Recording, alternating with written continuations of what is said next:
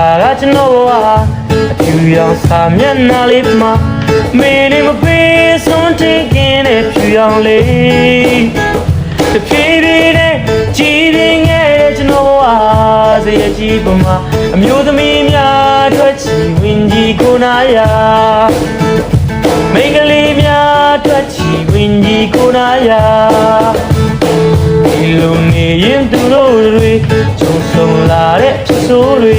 တေချာစွာကြိုးဆိုင်နာတောင်ကူညီရင်ဒုက္ခရဲ့စခဲကြီးမှာကြီးမှုတဲ့ဝင်တဲ့ပမာကျွန်တော်ဘဝဟာထွက်ချီဝင်ကြီးကိုနာယာအမျိုးသမီးများထွက်ချီဝင်ကြီးကိုနာယာအဆုံးတော့နာချင်နဲ့အသေးစိတ်နဲ့တွေ့မိရဲ့လူတွေ